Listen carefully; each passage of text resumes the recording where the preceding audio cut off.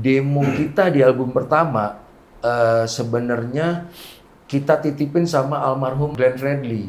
Dia bawa ke Sony tapi mungkin nggak nyampe dengan benar ya Wan ya? Iya. Itu mulai dihargain tuh walaupun belum beli bayar, tapi kita udah di pamflet tuh dikasih tahu rundown-nya. Mainnya nggak siang, kita mainnya tuh di antara sebelum gestar gede. Jadi kita bener-bener ngelewatin progres yang namanya proses dari underground step by step tuh kita lewatin. Nah, ini ada cerita-cerita lucu yang lain nggak selain ini nih? Yang kayak dibayar teh botol, dibayar aku sama roti. Kalian pernah ribut? Yes. Bisa. Ya ribut. Dan bukan cuman kalian, semua band yang punya nama juga berantem gitu loh. Dia datang nggak banyak bacot tuh, taruh lepasan, tak. Itu benar-benar tonjok tampol, bukan yang nggak berarah ya, tonjok muka, jebret.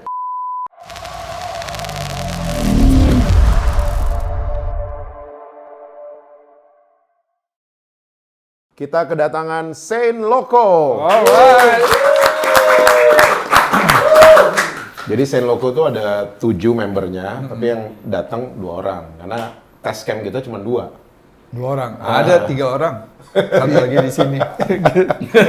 Jadi kita kedatangan Tius and Iwan dari Saint Loco, guys. Tius itu DJ kan sama keyboard, Iwan nih gitaris. So, gimana sih? Awal-awalnya Saint Loco tuh gimana? Boleh nggak diceritain? Intinya Cuma kayaknya sih tuh bisa ceritain juga kan. Awalnya Saint Loco gimana? Kita ngopi bareng sih. Awalnya kebentuknya Saint Loco itu awalnya gua sama Gilbert. Jadi dulu tuh gua sama Gilbert itu sekolah musik. Sekolah musik terus udah gitu yuk coba mau buat band yuk. Gitu. Kalau musik di mana? tim. Pertama di Indonesia Music Institute. IMI. Ya. Terus udah gitu, emang setiap kali pulang kan gue selalu bareng kan sama Gilbert gitu. Terus udah gitu, kita buat band yuk, biar kayak orang-orang di tempat kuliah gitu kan. Udah terus akhirnya hubungin si Nyong deh, karena waktu itu kan kita temen gereja kan sama Nyong kayak gitu. Udah akhirnya si Gilbert telepon Nyong hubungin si Berry, ada rappernya kita. Terus udah gitu si Nyong juga hubungin dulu ada vokalis kita namanya si Frank awal. Terus udah gitu kita hubungin ada pemain keyboard dulu namanya Ridwan. Itu awal-awal lah tahun 99-2000 ya. 99-2000. Berarti awalnya 5 orang ya? Belum awalnya berenam udah. Udah berenam. Dan belum Saint Loco namanya. Belum Saint Loco. Belum Saint Loco, apa namanya dulu? Itu Seven namanya. Seven. Iya Seven. Tapi ya maksudnya kita masih band-band studio gitulah, gitu. Masih kayak anak-anak band pada umumnya lah. Seven tapi mereka berenam ya? Kan satu lagi Tuhan. Oh satu Tuhan, iya makanya gue lagi nanya gitu. Wah luar biasa loh, lo kalah rohani loh. Nah, memutuskan untuk berubah jadi Saint Loco dan memilih genre hip metal kan kalian ya? Itu kapan? 2001 setelah gue masuk. Jadi akhirnya Ridwan keluar yang main keyboard, tapi waktu peralihan Ridwan masih ada, gue juga ada. Jadi gue sempat ketemu Ridwan. Cuman Ridwan mungkin akhirnya nyadar kayaknya ini musiknya gue nggak gue banget gitu ya. Terus di formasi itu vokalis yang tadi Iwan sebut juga masih yang dulu. Terus gantilah Joe Tirta. Joe Tirta. Nah Ya. di formasi mereka berlima, berenam ada Ridwan keluar, gue masuk. Nah berenam, terus 2002 pas kita mau mulai main di festival, akhirnya Berry bilang, nama kita Saint Loco aja yuk, gitu. Terus, Saint Loco dari mana? Wah artinya Saint itu begini, dia bilang. Apa Pak? Apa? Saint menurut dia itu kan kayak orang-orang kudus yang punya visi dan misi yang besar. Buat terobosan. Terus Loco dengan cara yang gila gitu. Kita kan waktu itu juga kayak ngerasa ya di dalam Tuhan banget. Gitu. Haleluya ya. Ceritanya gitu, rasanya gitu. Semua lagi terpanggil lah. Makanya itu yang gue bilang, yang Saint Loco itu kan benar, seperti orang-orang yang suci yang rada. Iya, soalnya kalau di gitu. Amerika kan ada El Pollo Loco. Iya, cuman kita nggak suci-suci banget lah. Oke. Ya. Cuman ya merepresent waktu itu karena kita semua Kristen. Terus juga memang waktu itu terlibat dalam pelayanan banget. Semua punya gereja masing-masing dan melayani. Oh, jadi kalian terlibat di gereja gitu loh? Terlibat. Gitu. Dan emang udah sahabatan atau waktu ngeband baru jadi sahabat? ada beberapa yang sudah bersahabat, ada yang beberapa pas ngeband jadi sahabat. Nah iya, nah gue tuh ketemunya sebenarnya kecelakaan ketemu gue. Gue waktu itu lagi bantuin Kak Frankie sama GMB untuk konser di tenis indoor. Oke. At that time, gue lagi latihan di tempat pemain bassnya GMB, Jeffrey. Depannya toko jual bakmi. Nah, Gilbert lagi makan. Gue teleponan sama Amos, drummer iya, tahu. Cahyadi. Cahyadi. Ntar cek soundnya, dia denger. Kayak gue tahu deh, lu ntar mau main di tenis indoor ya? Acaranya, iya, terus kenalan lah. Boleh nggak tukar nomor telepon? Nggak taunya dia datang nonton, Gilbert datang nonton gue main sama GMB di tenis indoor. Berapa bulan kemudian dia telepon gue waktu kenalan sama lu nih gini-gini. Gue punya band, tapi namanya belum Sen Loco gitu. Kita ketemu nih ngejam, bawa alat lah. Di situ lah pertama kali. Akhirnya kenalan, semua satu band. Udah ada Berry, udah ada Joe, Nyong semua. Informasi berlima itu ada Ridwan. Makanya pas itu ternyata nyambung. Wow. Gitu. Nah, genrenya sebelum masuk itu Funk. apa? Apa R&B funk kali ya? Iya, kayak gitu-gitu R&B sih. ada funk. Tapi memang waktu menentukan kita main apa itu waktu kita udah solid ke jamming di dalam studio itu, akhirnya tercetuslah kayak istilahnya dulu hip rock gitu, karena ada hip hopnya dan kita mainnya rock gitu. Sesimpel Versi itu rock, sih iya. sebenarnya. Jadi hip rock gitu. Iya, iya. Awalnya. Dan itu akhirnya secara korporatif itu jadi nentuin kalian milih genre itu emang.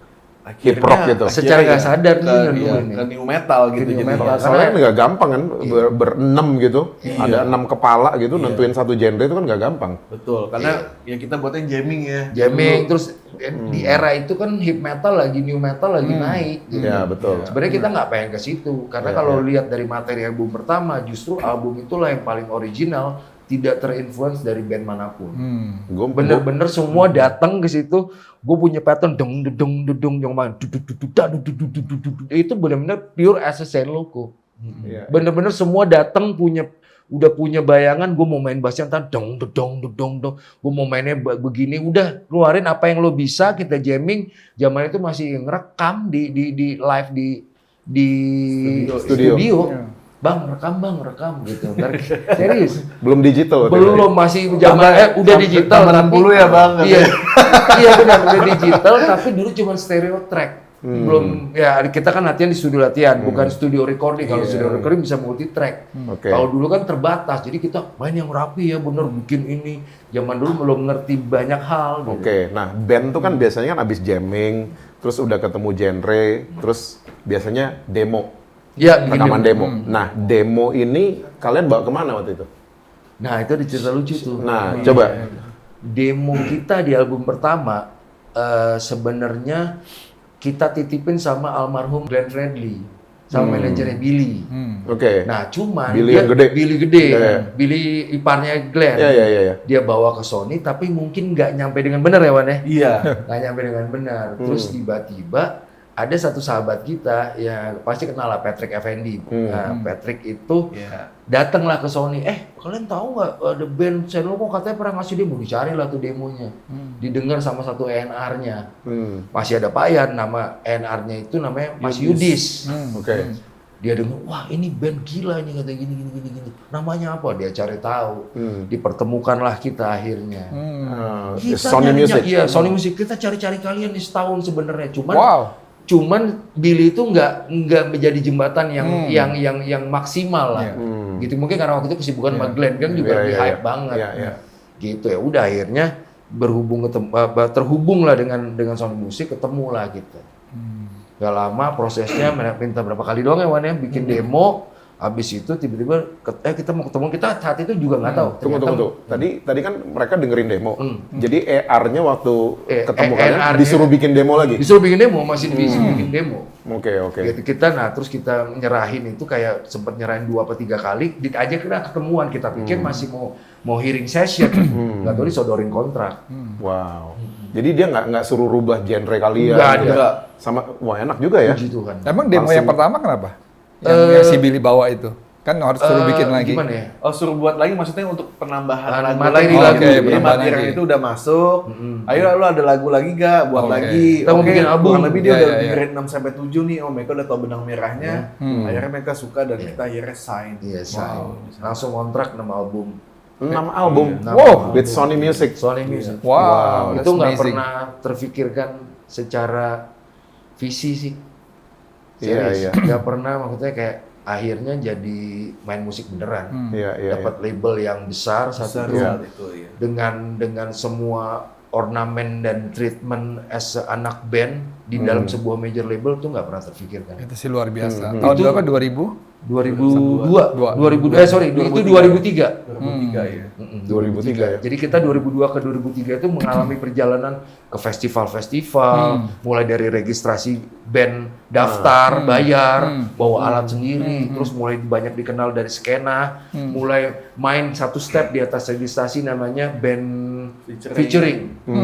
Itu mulai dihargain tuh walaupun belum beli bayar, tapi kita udah di pamflet tuh dikasih tahu rundown-nya, mainnya nggak siang, kita mainnya tuh di antara sebelum gestar gede. Jadi kita benar-benar ngelewatin progres yang namanya proses dari underground step by step tuh kita lewatin.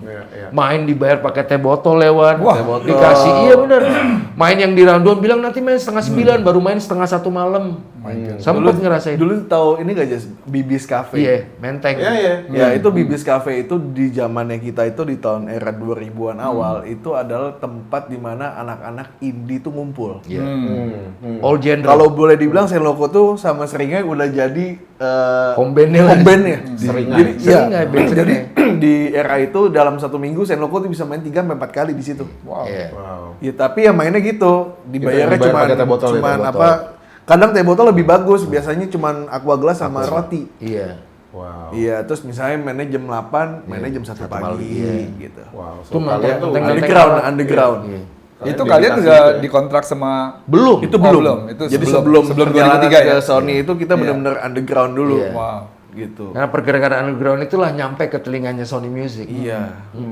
Mereka memantau lah regenerasi Sering band-band. banyak Tapi datang itu media, gimana ya. caranya kalian bisa maintain the friendship-nya untuk dibayar cuma seperti itu kan kadang-kadang Karena kan dulu- frustrated gitu Iya, untuk karena dulu ngelihat ngeband itu bener-bener emang kepengen ngeband, bukan passion banget. passion, iya. Kita ngerasa udah kompak, kita punya lagu, kayak pengen banget gitu orang denger lagu kita gitu, mainin gitu, ada kepuasan. Nah kita udah nggak mikirin nggak mikirin duit. And at that time setiap ada mau manggung sini semua bisa, nggak ada yang bilang, aduh besok ada pelayanan nih, gitu. Nggak ada, semua bisa. Semua pasti bisa ya. Nah, ini ada cerita-cerita lucu yang lain nggak selain ini nih? Yang kayak dibayar teh botol, dibayar aqua sama roti. Ada lagi nggak? Karena kan ada band-band kayak Rush misalnya. Mereka tuh nggak punya nama waktu mereka lagi mau sign kontrak. Jadi mereka lagi lari karena mereka telat. Akhirnya ketemu nama itu Rush. Mereka karena lagi lari. Rush. We have to rush. Oh gitu ya. Nah itu nama band Rush itu dari situ. Dari situ ya, ada ceritanya ya. Ada ceritanya. Karena Kalian juga buru-buru. ceritanya jadi lucu-lucu juga tuh tadi. Kayak AC/DC. Iya, AC/DC karena lihat mesin jahit dari tantenya si Angus sama Malcolm Young. Karena waktu on the way ke sign kontrak mereka belum ada nama. Kayak gitu. Nah itu cerita-cerita kayak gitu tuh di Senloko tuh apalagi yang kalian ingat? Banyak banget ya, apalagi kita Yang udah seru gitu apa? yang seru. Ya. Ya kita sih menikmatin prosesnya sih saat itu ya. Kayak misalnya tuh dulu ada zamannya distro. Mungkin kalau sekarang clothing lah Iya, gitu iya, ya. iya, Dulu distro. Kita tuh sampai cari clothing mana yang lagi hype di zamannya. Kenapa kita mesti ke sana? Karena di sana itu adalah orang-orang yang paling penting-penting di dunia entertainment saat itu. Oke. Di skena lah. Oke, Skena. Paling gaul. anak Ya, skena, majalah Hai sama si anak radio Prambos sama si ini nongkrongnya di mana? Di sana. Lu ke sana.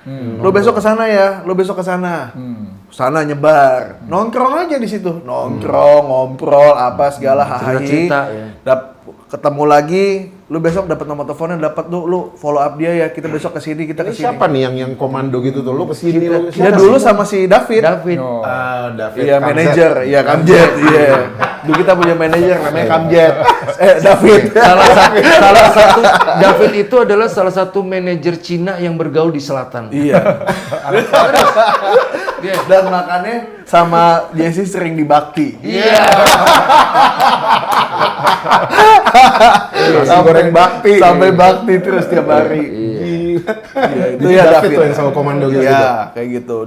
Dia salah satu teman kita yang punya handphone punya foto waktu itu zaman Nokia apa tuh yang bulat gitu, dia ada Nokia fotonya. Nokia pisang. Dia tuh sampai ke Bulungan ada flyer-flyer pensi itu difotoin sama dia untuk nyari nomor telepon audisi.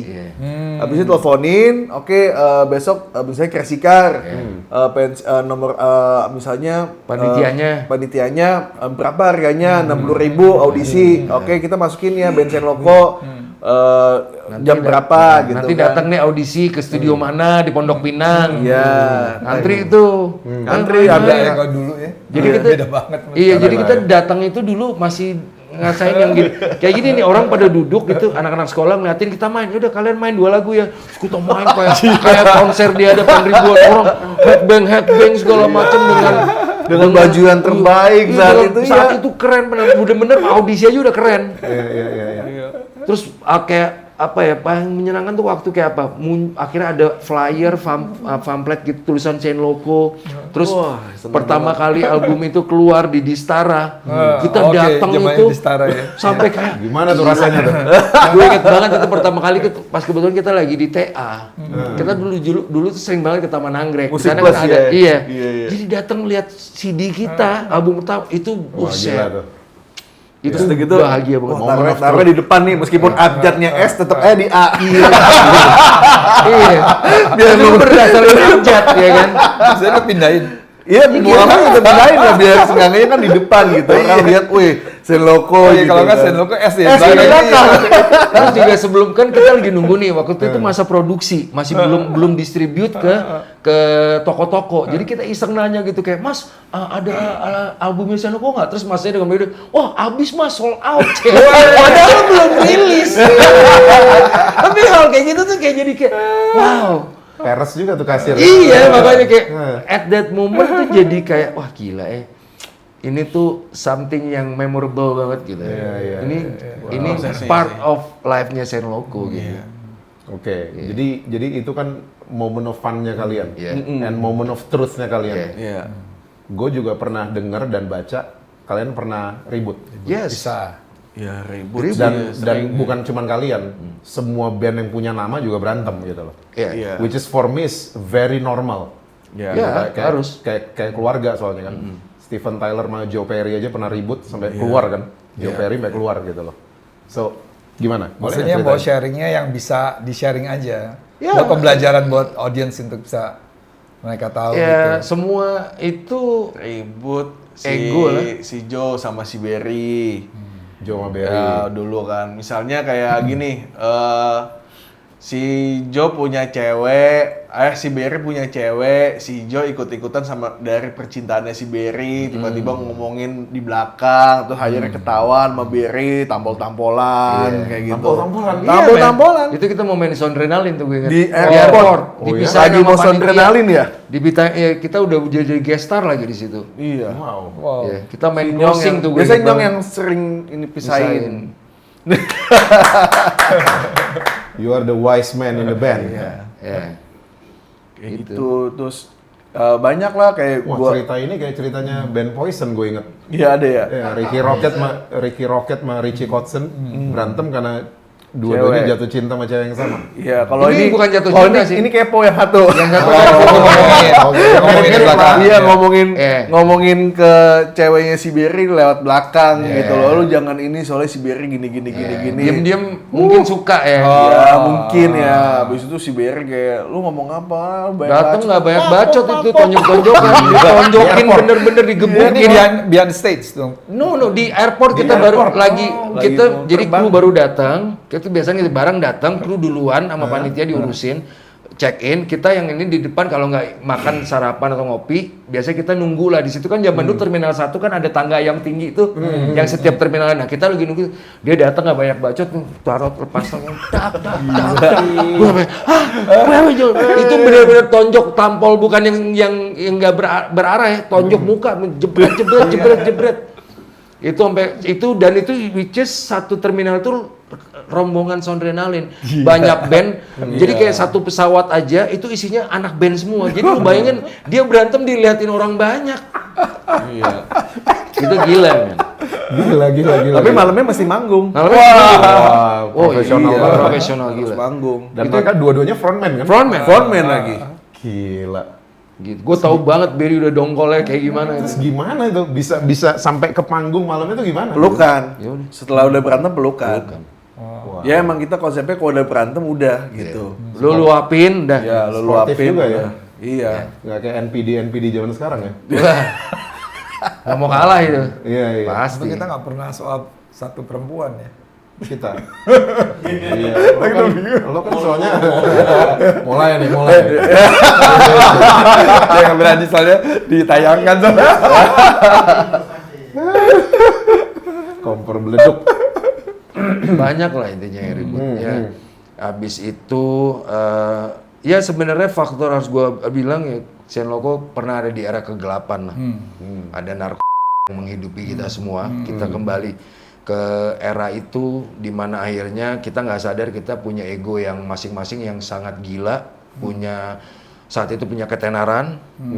Senloko in the high position dari 2004 sampai 2010 itu best momennya Senloko. Wow. Oke. The top of the top itu. Berarti Mungkin dari sa- 2003 yang kontrak sama Sony 6 album album, satu, iya. itu all the way sampai 2010. itu take off terus gitu.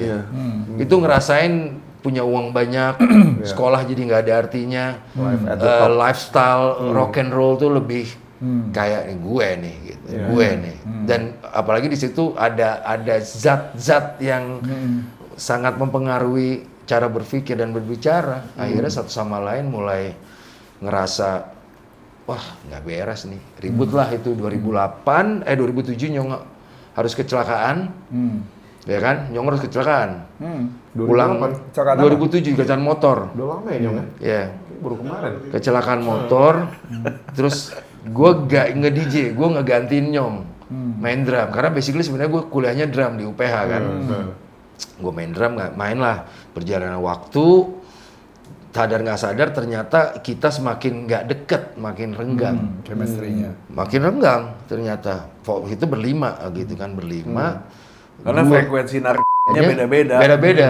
Barry dengan gua dengan obat dan segala macem, Gilbert juga masing-masing, semua ngaco lah intinya. Terus kita jadi nggak bisa ngobrol yang as a pure, kita cuma ngeliat ini sebagai pekerjaan, muncullah gesekan.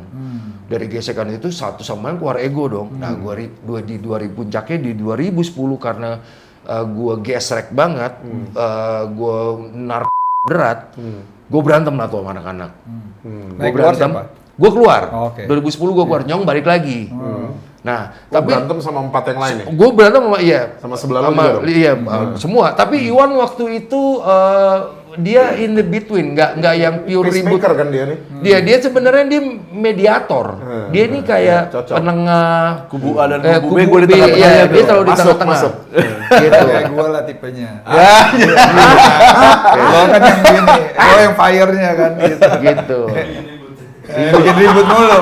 Lah wah, lihat tuh kelihatan aja tukang bikin ribut.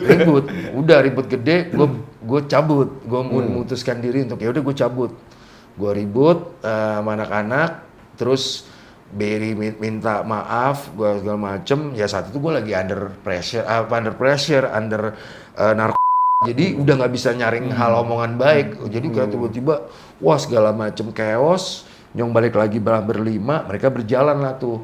Materi di album ketiga itu dulu di-create sama kita berlima. Nah akhirnya gue bilang gini aja deh, gue nggak mau ngeribetin Senloko, gue bilang. Ini materi ambil 8 lagu, 7 atau 8 lagu, tapi gantinya uang studio aja selama ngerjain 2 tahun. Sama nama gue harus ditulis di situ sebagai pencipta. Sisanya gue udah nggak ini. Gue pikir udah berjalan waktu 2010, gue putus hubungan sama anak-anak. Tunggu, waktu 2010 berarti albumnya udah keluar berapa? Belum keluar, 2012 album itu keluar. Kan 2002. Album berapa tuh? Ketiga. Ketiga. Nah, cuman gue bilang sama anak-anak, please segala aransemen yang udah gue bikin, jangan lu bikin baru deh gitu. Lu boleh pakai kuncinya, lu boleh pakai nada lagunya, liriknya segala macem, tapi secara bunyi harus berubah total. Karena itu energi yang udah dibikin selama dari 2009 ke 2010 sama anak-anak. Di situ gue kecewanya tiba-tiba anak-anak kepengen gue nggak main drum, tapi sebenarnya gini, kalau waktu itu mungkin makanya kan gue lagi gesrek banget. Kalau waktu itu ngomong to the point gini, Yus, Nyong mau balik lagi nih, gitu. Lu balik lagi nge-DJ. Mungkin gue akan lebih berpikir kayak, we're going together again. Dan kita bisa bicarain as a music, as a apapun yang udah kita kerjain. Tapi karena mungkin saat itu guest track, gue udah nyampe yang paling ternyampe Kak, soalnya.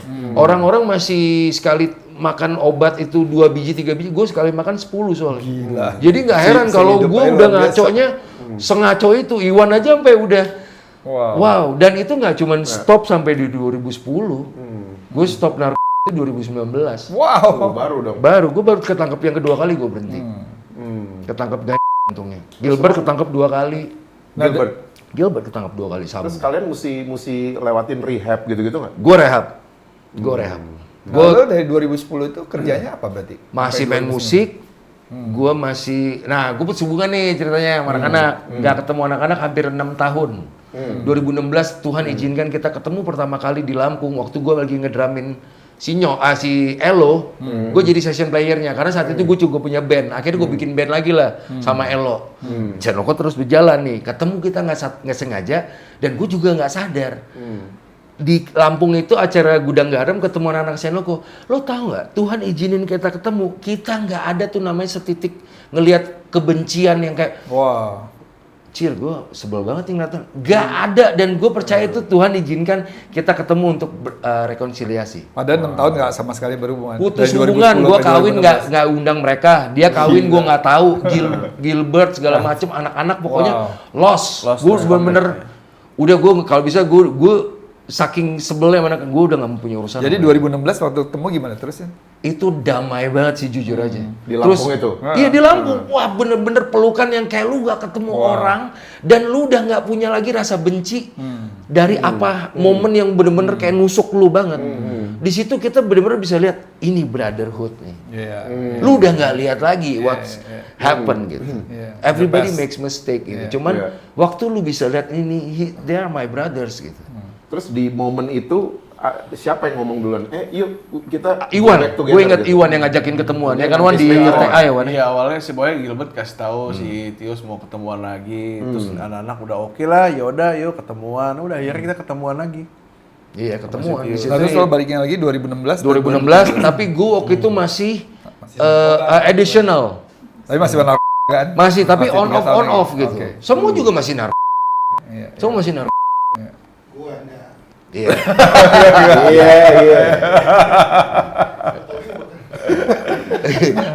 Narik kolor babi.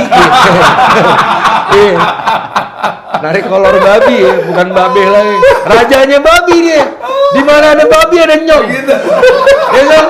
Ale tuh berdosa dia. Iyalah.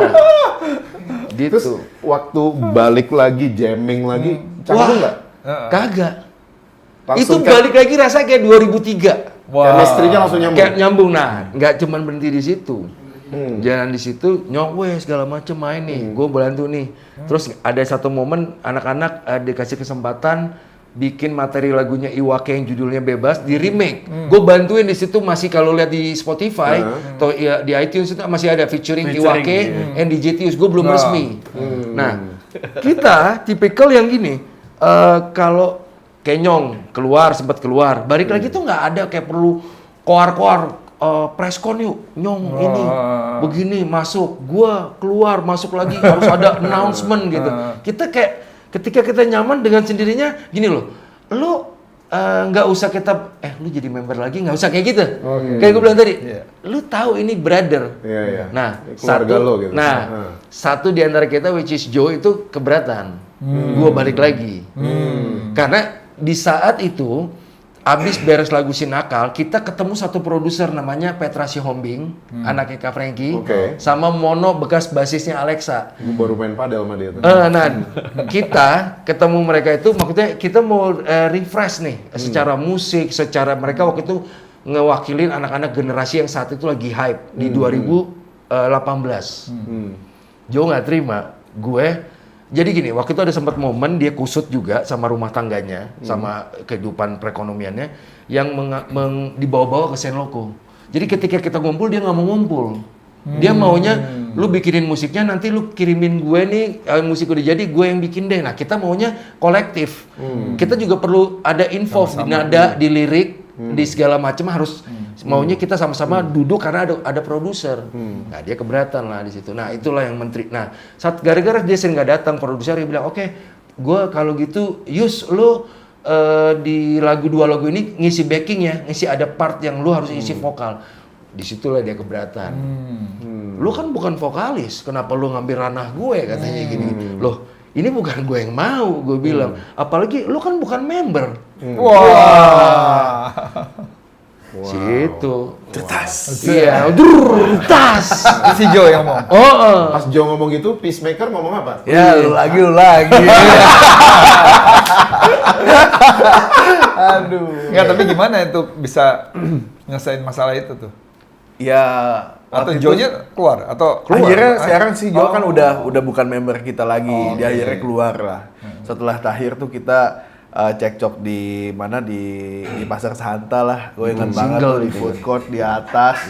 Ngomong kayak mau dapetin duit 5M gitu ya, sampai gebrak-gebrak meja segala. Jadi disitulah terakhir gue lihat bahwa ada 5 orang ini punya efek bola salju tuh yang udah cukup gede 11 tahun. dan akhirnya ke Pecah. si vokalis kita ini Dihantam dia dihantam langsung. lah bola salju ini di saat itu di Pasar Santa, gue ingat banget gitu. Akhirnya besokannya si Joe minta ketemuan sama gue di Gancit gitu. Ya, terus akhirnya dia ngomong Joe ketemu lo sendiri? Joe sama gue ya berdua di Gandara City. Terus kita ngobrol, dia bilang kayaknya gue udah nggak bisa, nggak sejahtera. udah nggak sejalan. Dia bilang pokoknya kalau kalian mau manggung pakai aja lagunya, gue nggak akan ribet. Dia ngomong gitu ya, dicamkan. Bicarakan siapa nih? Tolong di garis bawah nanti kalau di layar ini ada Ya. omongan Iwan ditulis kan biasa bisa tuh. Ya kan editor tuh tolong dicampur garis bawain thread gitu. Ya, Terus dia- kalau bisa kasih tulisan JT. Pokoknya kalau kalian mau manggung pakai aja lagunya, gua nggak akan ribet. Dia ngomong gitu ya, dicamkan.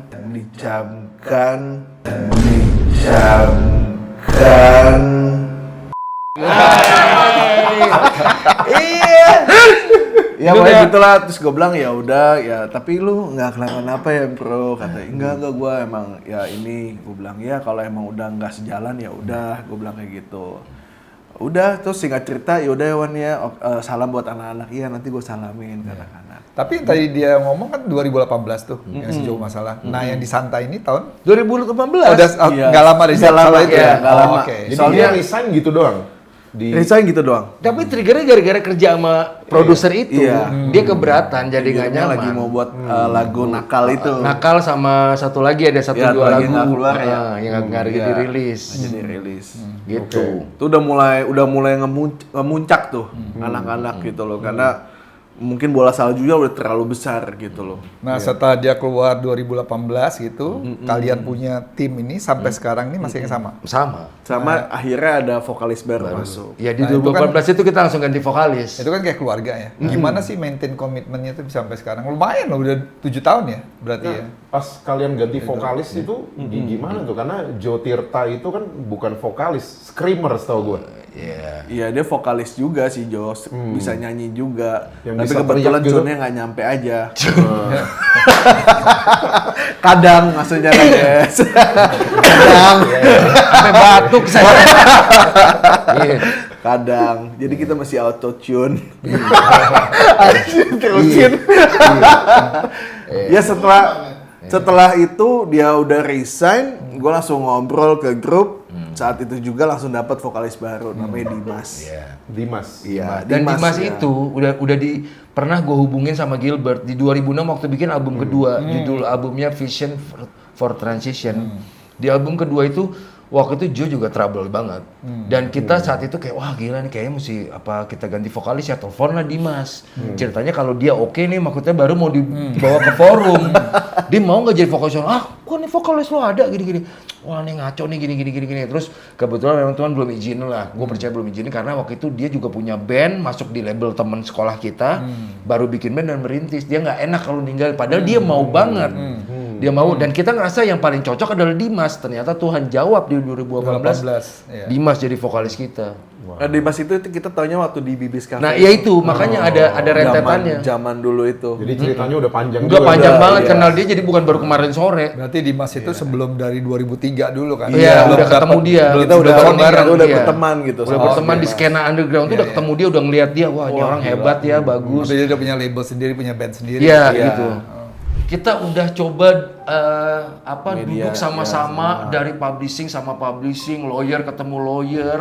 Kita udah ngomongin dia bagian pantasnya begini segala macam, terus kita udah buat kesepakatan bahwa kita setuju dibagi rata. Gak cuma jatuh, kita saking udah brothernya, kita datang latihan. Kita nggak usah ngomong apa-apa, kita udah tahu lu punya masalah apa, lu lagi bete, kita udah tahu.